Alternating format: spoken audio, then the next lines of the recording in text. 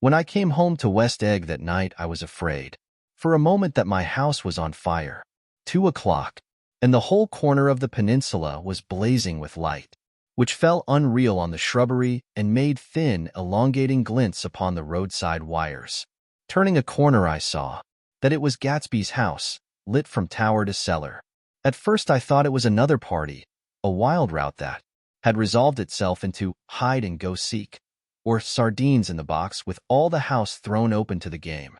But there wasn't a sound, only wind in the trees which blew the wires and made the lights go off and on again as if the house had winked into the darkness. As my taxi groaned away, I saw Gatsby walking toward me across his lawn. "Your place looks like the World's Fair," I said. "Does it?" He turned his eyes toward it absently. "I have been glancing into some of the rooms. Let's go to Coney Island, old sport." "In my car." "It's too late." "Well, suppose we take a plunge in the swimming pool?" "I haven't made use of it all summer. I've got to go to bed." "All right." He waited, looking at me with suppressed eagerness. "I talked with Miss Baker," I said after a moment. "I'm ing to call up Daisy tomorrow and invite her over here to tea." "Oh, that's all right," he said carelessly. "I don't want to put you to any trouble. What day would suit you?" "What day would suit you?" he corrected me quickly. "I don't want to put you to any trouble, you see. How about the day after tomorrow?" He considered for a moment. Then, with reluctance, "I want to get the grass cut," he said. We both looked at the grass. There was a sharp line where my ragged lawn ended and the darker, well-kept expanse of his began. I suspected that he meant my grass. "There's another little thing," he said uncertainly, and hesitated. "Would you rather put it off for a few days?" I asked. "Oh, it isn't about that. At least," he fumbled with a series of beginnings.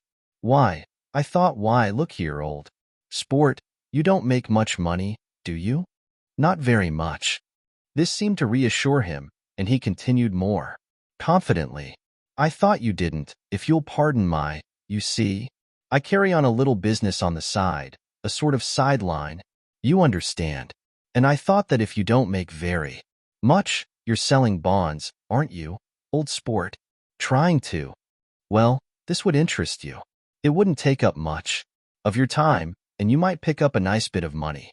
It happens to be a rather confidential sort of thing." I realize now that under different circumstances that conversation might have been one of the crises of my life. But because the offer was obviously and tactlessly for a service to be rendered, I had no choice except to cut him off. "There. I've got my hands full," I said.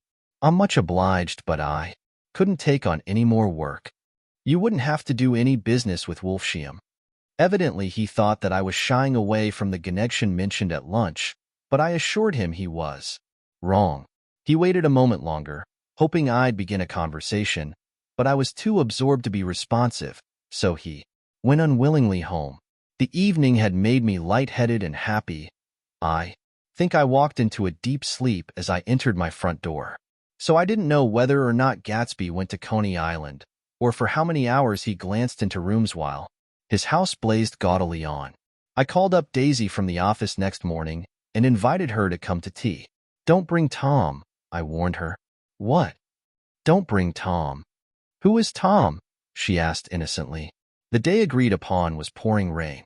At 11 o'clock, a man in a raincoat dragging a lawnmower tapped at my front door and said that Mr. Gatsby had sent him over to cut my grass.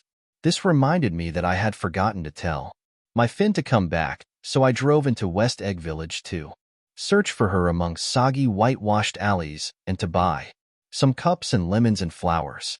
The flowers were unnecessary, for at 2 o'clock a greenhouse arrived from Gatsby's with innumerable receptacles to contain it.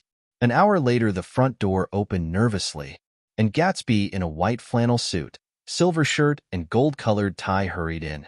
He was pale, and there were dark signs of sleeplessness beneath his eyes. "Is everything all right?" he asked immediately. "The grass looks fine, if that's what you mean." "What grass?" he inquired blankly. "Oh, the grass in the yard." He looked out the window at it. but judging from his expression, I don't believe he saw a thing. Looks very good, he remarked vaguely. One of the papers said they thought the rain would stop about 4. I think it was the Journal. Have you got everything you need in the shape of tea? I took him into the pantry where he looked a little reproachfully at the fin. Together we scrutinized the 12 lemon cakes from the delicatessen shop. Will they do? I asked. Of course. They're fine. And he added hollowly, old sport. The rain cooled about 3:30 to a damp mist, through which occasional thin drops swam like dew. Gatsby looked with vacant eyes through a copy of Clay's Economics, starting at the finished tread that shook the kitchen floor and peering toward the bleared windows from time to time as if a series of invisible but alarming happenings were taking place outside. Finally he got up and informed me in an uncertain voice that he was going home. Why's that? Nobody's coming to tea. It's too late. He looked at his watch as if there was some pressing demand on his time elsewhere. I can't wait all day. Don't be silly. It's just 2 minutes to 4. He sat down, miserably, as if I had pushed him, and simultaneously there was the sound of a motor turning into my lane. We both jumped up and, a little harrowed myself, I went out into the yard. Under the dripping bare lilac trees, a large open car was coming up the drive. It stopped. Daisy's face, tipped sideways beneath a 3-cornered lavender hat, looked out at me with a bright, ecstatic smile. Is this absolutely where you live, my dearest one? The exhilarating ripple of her voice was a wild tonic in the rain. I had to follow the sound of it for a moment, up and down, with my ear alone before any words came through. A damp streak of hair lay like a dash of blue paint across her cheek, and her hand was wet with glistening drops as I took it to help her from the car. Are you in love with me? She said low in my ear. Or why did I have to come alone? That's the secret of Castle Rackrent. Tell your chauffeur to go far away and spend an hour. Come back in an hour, Ferdy. Then, in a grave murmur, his name is Ferdy. Does the gasoline affect his nose? I don't think so, she said innocently. Why? We went in. To my overwhelming surprise, the living room was deserted. Well, that's funny, I exclaimed. What's funny? She turned her head as there was a light, dignified knocking at the front door. I went out and opened it. Gatsby, pale as death, with his hands plunged like weights in his coat pockets, was standing in a puddle of water, glaring tragically into my eyes. With his hands still in his coat pockets, he stalked by me into the hall, turned sharply as if he were on a wire, and disappeared into the living room. It wasn't a bit funny. Aware of the loud beating of my own heart, I pulled the door to, against the increasing rain. For half a minute there wasn't a sound. Then from the living room I heard a sort of choking murmur and part of a laugh followed by Daisy's voice on a clear artificial note. I certainly am awfully glad to see you again. A pause. It endured horribly. I had nothing to do in the hall, so I went into the room. Gatsby, his hands still in his pockets, was reclining against the mantelpiece in a strained counterfeit of perfect ease, even of boredom. His head leaned back so far that it rested against the face of a defunct mantelpiece clock, and from this position his distraught eyes stared down at Daisy, who was sitting frightened but graceful on the edge of a stiff chair. We've met before, muttered Gatsby. His eyes glanced momentarily at me, and his lips parted with an abortive attempt at a laugh.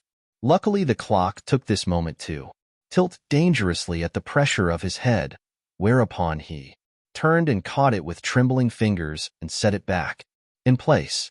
Then he sat down, rigidly, his elbow on the arm of the sofa and his chin in his hand.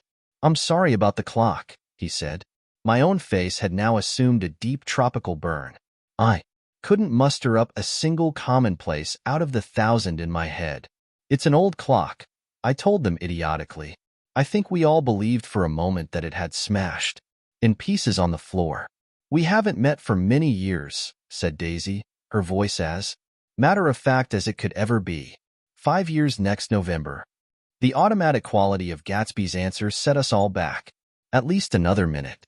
I had them both on their feet with the desperate suggestion that they help me make tea in the kitchen when the demoniac Finn brought it in on a tray. Amid the welcome confusion of cups and cakes, a certain physical decency established itself. Gatsby got himself into a shadow, and while Daisy and I talked, looked conscientiously from one to the other of us with tense, unhappy eyes. However, as calmness wasn't an end in itself, I made an excuse at the first possible moment and got to my feet. "Where are you going?" demanded Gatsby in immediate alarm. "I'll be back. I've got to speak to you about something before you go." He followed me wildly into the kitchen, closed the door, and whispered, "Oh, God," in a miserable way. "What's the matter?" "This is a terrible mistake," he said, shaking his head from side to side. "A terrible, terrible mistake. You're just embarrassed, that's all." And luckily, I added, "Daisy's embarrassed too." "She's embarrassed?" he repeated incredulously. "Just as much as you are." "Don't talk so loud. You're acting like a little boy," I broke out impatiently. "Not only that, but you're rude. Daisy's sitting in there all alone." He raised his hand to stop my words, looked at me with unforgettable reproach, and opening the door cautiously, went back into the other room. I walked out the back way, just as Gatsby had when he had made his nervous circuit of the house half an hour before, and ran for a huge black knotted tree whose mast leaves made a fabric against the rain. Once more it was pouring in my irregular lawn, well shaved by Gatsby's gardener, abounded in small muddy swamps and prehistoric marshes.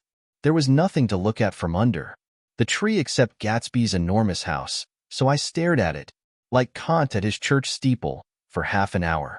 A brewer had built it early in the period craze, a decade before, and there was a story that he'd agreed to pay 5 years' taxes on all the neighboring cottages if the owners would have their roofs thatched with straw.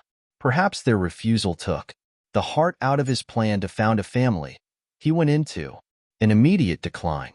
His children sold his house with the black wreath still on the door.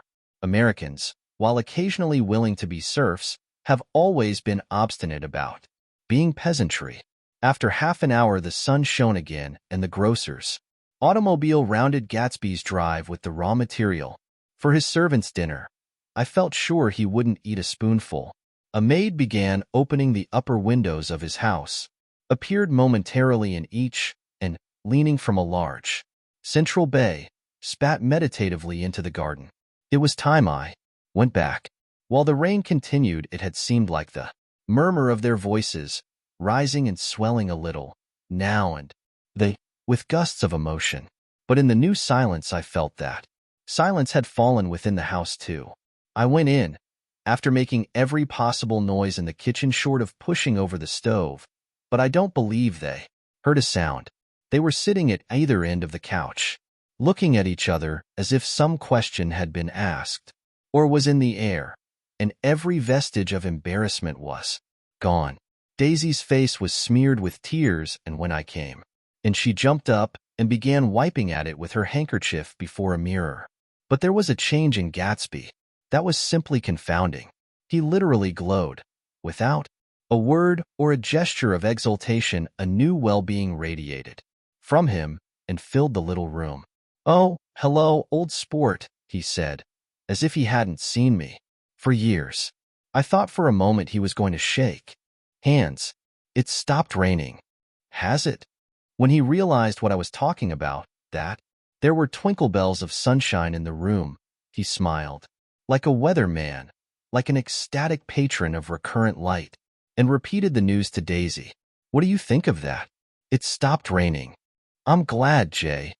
Her throat, full of aching, grieving beauty, told only of her unexpected joy. "I want you and Daisy to come over to my house," he said. "I'd like to show her around." "You're sure you want me to come?" "Absolutely, old sport." Daisy went upstairs to wash her face, too late I thought, with humiliation of my towels, while Gatsby and I waited on the lawn. "My house looks well, doesn't it?" he demanded. "See how The whole front of it catches the light. I agreed that it was splendid. Yes. His eyes went over it, every arched door and square tower. It took me just 3 years to earn the money that bought it. I thought you inherited your money. I did, old sport, he said automatically, but I lost most of it in the big panic, the panic of the war. I think he hardly knew what he was saying, for when I asked him what business he was in, he answered, "That's my affair," before he realized that it wasn't the appropriate reply. "Oh, I've been in several things," he corrected himself. "I was in the drug business and then I was in the oil business, but I'm not in either one now." He looked at me with more attention. "Do you mean you've been thinking over what I proposed the other night?"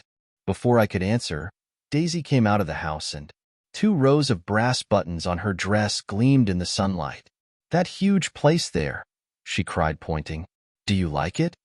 "I love it, but I don't see how you live there all alone. I keep it always full of interesting people, night and day. People who do interesting things. Celebrated people." Instead of taking the short cut along the Sound, we went down the road and entered by the big postern.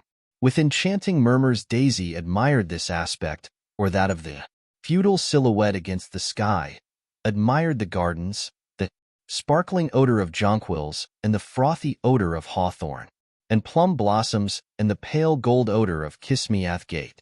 It was strange to reach the marble steps and find no stir of bright dresses in and out the door, and hear no sound but bird voices in the trees.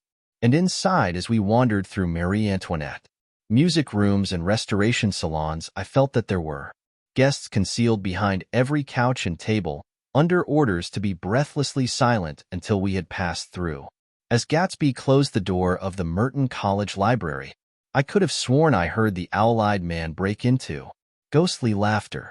We went upstairs, through period bedrooms swathed in rose and lavender silk and vivid with new flowers, through dressing rooms and pool rooms and bathrooms with sunken baths, intruding into one chamber where a disheveled man in pajamas was doing liver exercises on the floor. It was Mr. Klipspringer, the boarder. I had seen him wandering hungrily about the beach that morning. Finally we came to Gatsby's own apartment, a bedroom and a bath and an Adam's study, where we sat down and drank a glass of some chartreuse he took from a cupboard in the wall. He hadn't once ceased looking at Daisy, and I think he revalued everything in his house according to the measure of response it drew from her well-loved eyes. Sometimes, too, he stared around at his possessions in a dazed way, as though in her actual and astounding presence none of it was any longer real. Once he nearly toppled down a flight of stairs. His bedroom was the simplest room of all, except where the dresser was garnished with a toilet set of pure dull gold. Daisy took the brush with delight and smoothed her hair, whereupon Gatsby sat down and shaded his eyes and began to laugh. "It's the funniest thing, old sport," he said hilariously. "I can't, when I try to." He had passed visibly through 2 states and was entering upon a third. After his embarrassment and his unreasoning joy, he was consumed with wonder at her presence. He had been full of the idea so long, dreamed it right through to the end, waited with his teeth set, so to speak, at an inconceivable pitch of intensity. Now, in the reaction, he was running down like an overwound clock.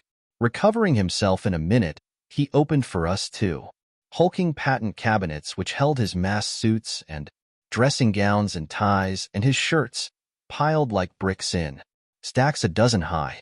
"I've got a man in England who buys me clothes.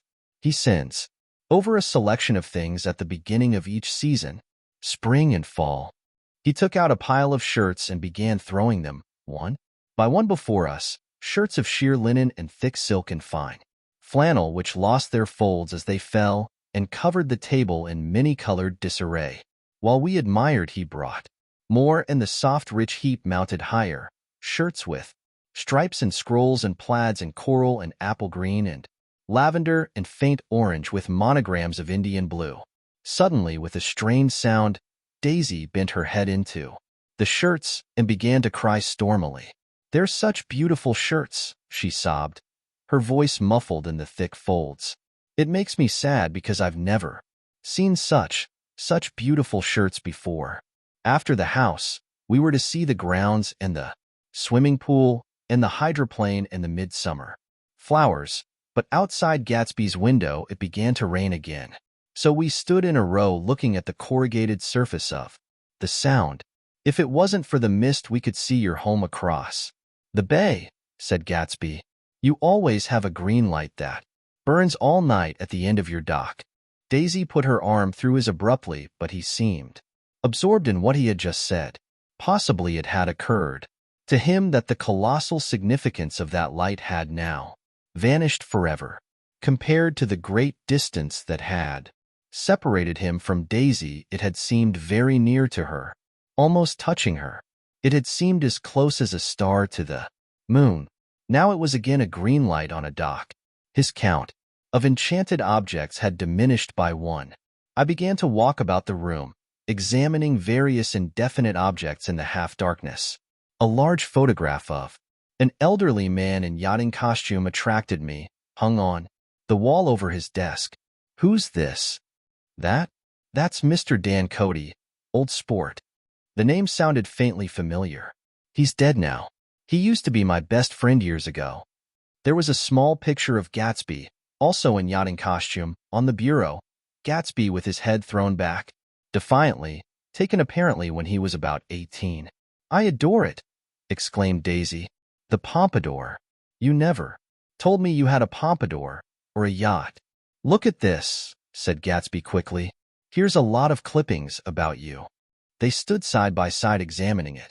I was going to ask to see the rubies when the phone rang and Gatsby took up the receiver. Yes. Well, I can't talk now. I can't talk now, old sport. I said a small town. He must know what a small town is. Well, he's no use to us if Detroit is his idea of a small town. He rang off. Come here quick, cried Daisy at the window. The rain was still falling, but the darkness had parted in the west, and there was a pink and golden billow of foamy clouds above the sea. Look at that, she whispered, and then after a moment, I'd like to just get one of those pink clouds and put you in it, and push you around. I tried to go then, but they wouldn't hear of it, perhaps. My presence made them feel more satisfactorily alone. I know what we'll do, said Gatsby. We'll have Klipspringer play the piano.